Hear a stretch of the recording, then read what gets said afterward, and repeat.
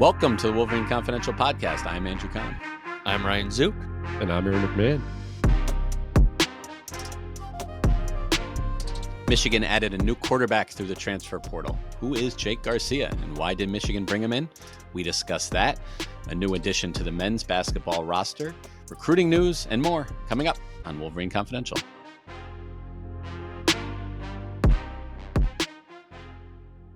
All right, guys, good to be with you here late afternoon on Wednesday, June 18th.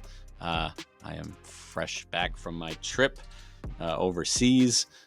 Went to London and then Iceland. And I sent you guys a video before we started here, a little clip of where we stayed in London. Was in a neighborhood called Little Venice because of the canals that run through there.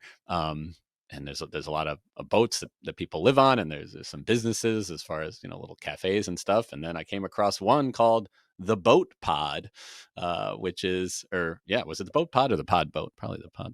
It doesn't matter. The Boat Pod, right? Yeah, okay. And they had equipment on there, and you record podcasts or go in there and record music or radio, whatever you want to do. I saw some, people were doing it. And when I walked by and got that video, what did you guys think of the Boat Pod? It looked cool. I was going to ask you what if it was actually a studio or was just some simulated thing or something, but it looked awfully cool. I wonder how much it costs to apply your trade on there. Yeah, I don't know if I'd want to be recording in there if it's a choppy day on the water and shaking and moving and all that stuff. I mean, but it did look cool. Always very calm waters there, so that wouldn't be an issue. But yes, be a new way to take the podcast to the seas. But we got a lot to talk about. A lot has happened in the past week. The biggest news would be Michigan football adding a quarterback. So something that we talked about because Sharon Moore had hinted at it. And it's Jake Garcia, who is spent last season at East Carolina. But this guy's got a track record of playing for a lot of different schools that we can get into. Aaron, I know you wrote the post with that title. Who is this guy? You can kind of give us a little background on Garcia. Yeah, he's a journeyman, former high-level high school recruit. I mean, he was a high four-star kid out of the state of Georgia. And before that, he attended 5 high schools in 4 years, so he bounced around quite a bit. Now, part of that was during the COVID year, where some states are a little more restrictive than others. He was obviously looking to play, and he did so in the state of Georgia. First at Valdosta High School, and then ended up at Grayson High School in Loganville, Georgia. Nonetheless, he was a high-low commit out of high school. A lot of top-level schools are after him: Alabama's, USC's. The list goes on. He ended up at Miami. He played 2 years there, a handful of games, about I think 9 games, started once. Ended up transferring to Missouri for the 2023 season, didn't play at all there, and then transferred to East Carolina for the 2024 season, where he started the first 6 games, didn't play particularly well, had thrown more interceptions than touchdowns. Completion rate wasn't great. He had some moments, but again, it never seemed to, the theme, I guess, of his college career thus far, he just hasn't been able to kind of hit that what everyone projected out of high school. He just hasn't been that guy. Look, there's no way to sugarcoat this. This is a depth move. There's no question about this. This is getting someone with college experience in the quarterback room for Michigan, that if things go awry, whether through injury or some other situation, everything blows up, you got a guy that has played in college and can play. What this says about Jane Davis, what the Michigan staff thinks about Jane Davis, you can theorize all day. Obviously, there were question marks coming out of spring about Mikey Keene's injury and his availability, and then obviously Bryce Underwood's a name we're obviously all expecting to probably get the starting job this fall. But either way, this is a guy who I think is willing to come sit.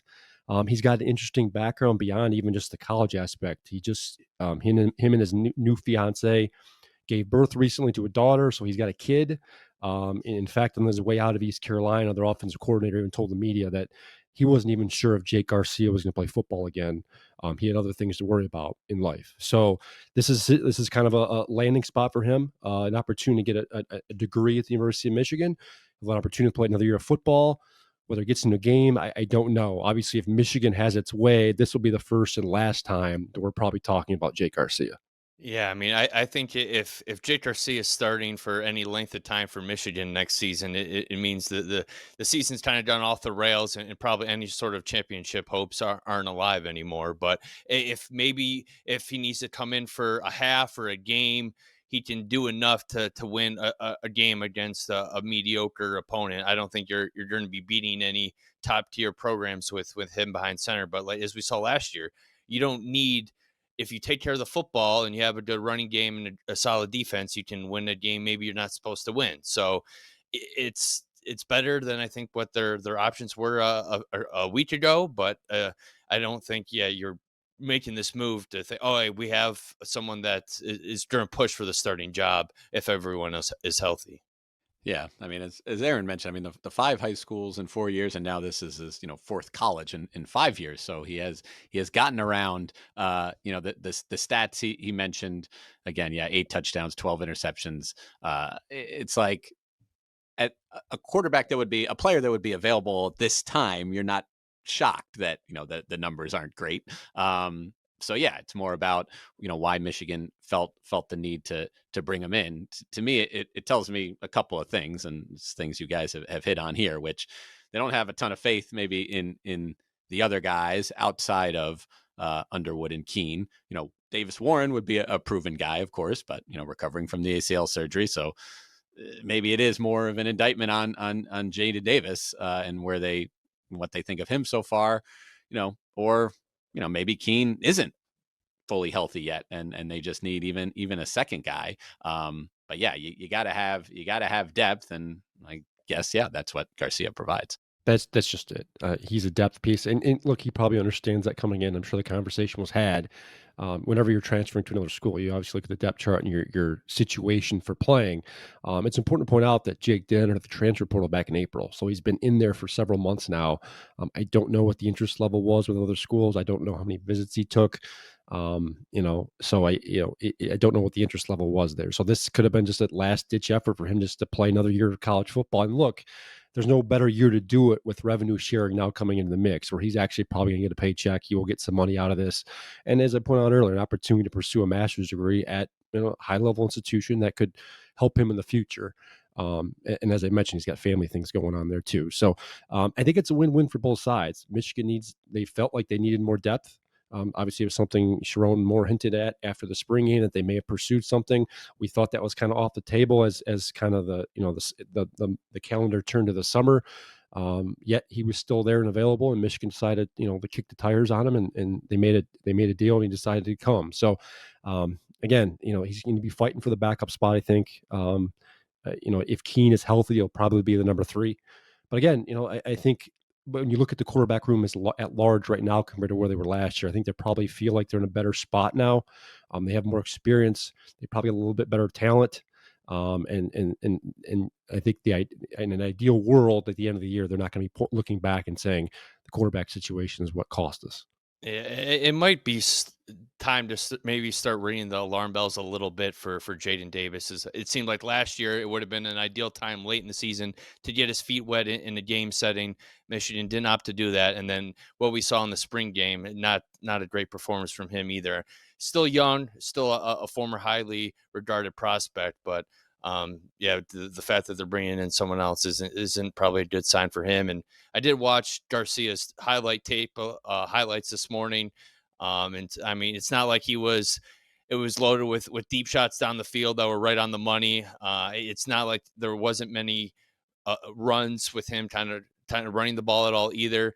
And of course, they didn't show his interceptions, and 12 of them in 6 games is a lot. So hard to really gauge his decision making off all highlights, positive highlights. So we'll see what happens, but it does give them at least a veteran option if need be. Dig into that full game tape, Soup. The all 22 cam while you're at it. All right. I mean, the financial thing's interesting too. I don't know. Michigan could be paying more for third stringers than some schools are for starters too. So certainly that could be a factor in the late addition as well. But yeah, Jake Garcia now added, giving Michigan a little more quarterback depth, a veteran presence in that room. There's other football roster news to talk about too. Guys that have committed since we last talked. Other guys that could be coming soon. Ryan, why don't you get that discussion started? Yeah, I guess two new commitments in the past few days, both specialists. So it's not like they're big names on the recruiting trail, but important nonetheless. First one was a 5-star long snapper, Colton Dermer, out of Phoenix, Arizona. And then just earlier today on Wednesday, Michigan picked up a commitment from a kicker, Micah Drescher, who attends Hinsdale Central High in Illinois. He's ranked as the number 4 kicker in the 2026 class, according to Chris Saylor Kicking. So, yeah, I mean, good for them to add some specialists there. But I think the big waves could be coming here later this month and early July, with some of their top targets setting their announcement dates. This upcoming weekend is Victor's Weekend, the last hurrah on the official visit season. A lot of Michigan current commits will be there, and some of their current top targets will be in attendance for a multi-day visit. And then just stemming from this past weekend, a couple visitors, there's now some 24/7 Sports crystal ball predictions for Michigan to land. A couple of them.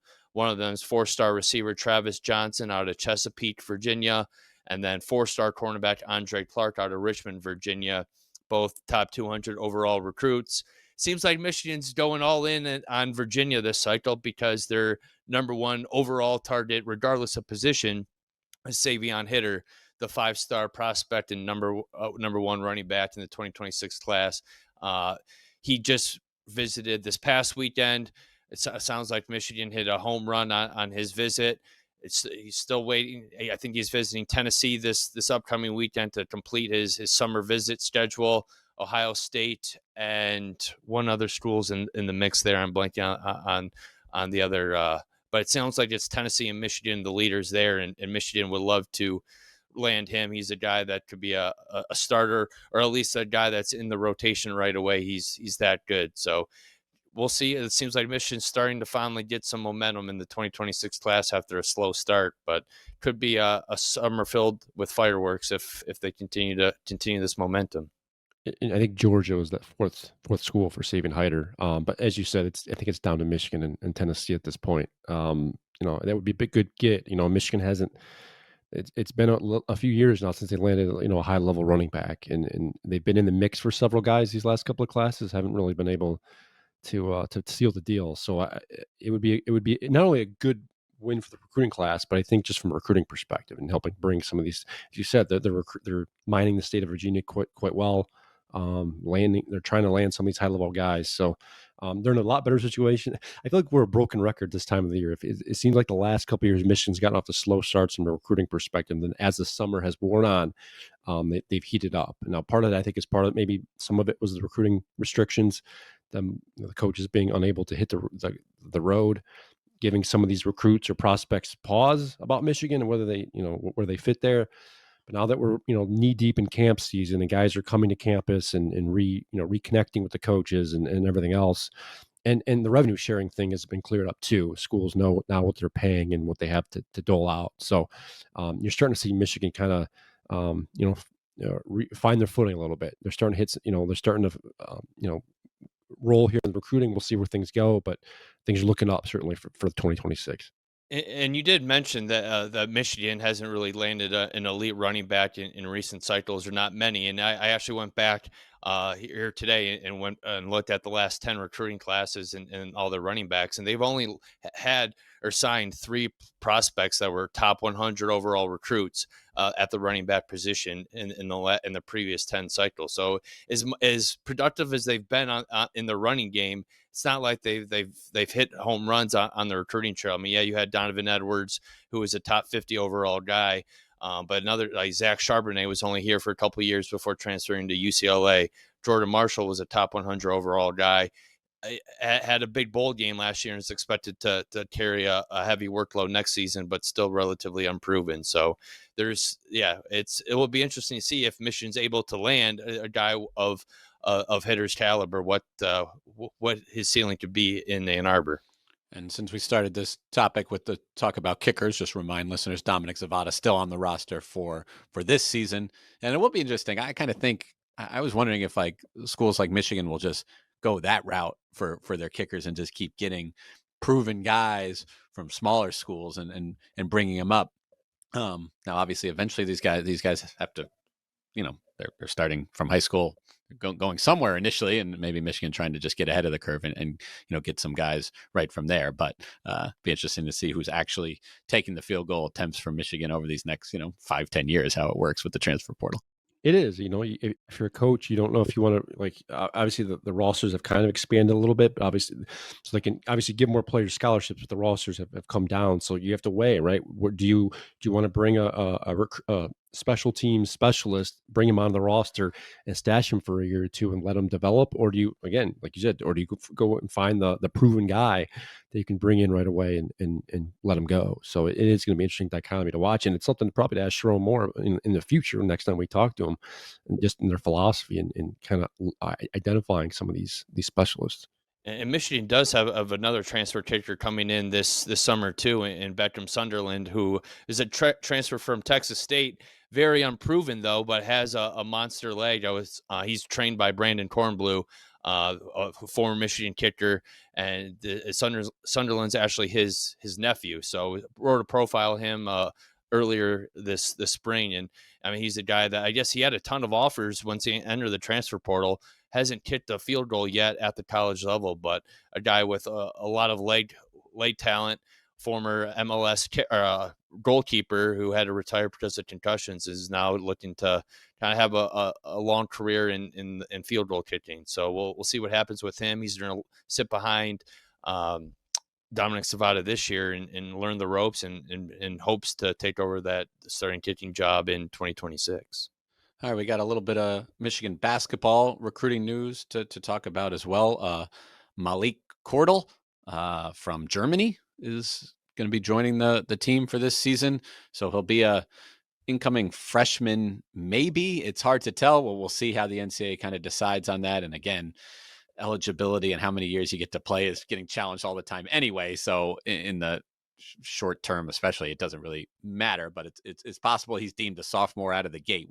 We have seen that before with some international players, who already have some, professional experience, as he does with a, junior team in a German pro league. He's 21 years old already coming into college, turned 21 in March. I saw a 24/7 sports story say he didn't start playing basketball until 2021 when COVID restrictions around his initial sport of handball forced him to find something new. I mean, he's a 7-footer who was playing handball, but now he's been playing basketball a few years, and it's gone well enough for him to again play with some of these German professional teams, and now get a scholarship offer to Michigan. So good for him. I don't know, if he's viewed more of a, developmental guy. Certainly Michigan's roster for this coming season is pretty loaded in the front court, so they wouldn't need him, you wouldn't think. But we'll see if he can contribute a little bit, and certainly, down the line, Michigan has had, success getting players from Germany, notably the Wagner brothers, Mo and Franz, in recent years. And they've got a bit of an international flavor to the roster right now with Adai Mara from Spain and Yaxel Lindeborg with the Dominican roots, and now Kordel from Germany. I do think there's always a little bit of extra hype sometimes around international prospects, some of the unknown, a little bit. I mean, we're obviously now in modern era and the internet, we're able to gather a little more information than we were, even 10, 15 years ago. But still, I think there's just a little bit more intrigue about what they can do compared to, American high school players. And yeah, I'll just remind listeners, they're not all the Wagners, I mean, you had, Yusuf Kayat, from Lebanon, who was playing in a French pro league, who, came over to Michigan and just, wasn't able to do much in his couple of years here before, transferring to Bowling Green this past season. So, yeah, it's, it can be hit or miss like any incoming recruit. So does this mean does it look like Michigan's roster set now for this upcoming year? Yeah, I feel like it's very possible I had the same exact answer when after Lendeborg's or after they brought in the I feel like Lendeborg Yaxel officially came back and then withdrew from the draft, and then they added a different high school prospect from Florida. It kind of seemed like it was done then. But yeah, to have the spot and take a flyer on this international prospect. So now I would say yes. I am much more confident saying that we are done. Especially just given the timing of things. I mean, they've begun practicing a little bit. So this is definitely late in the game to add someone, but again, more of a developmental prospect, I would say, is Kordel. All right, well, that concludes this episode of the Wolverine Confidential Podcast. You can read all the up-to-date news on the Michigan Wolverines at MLive.com/Wolverines. Thanks for listening.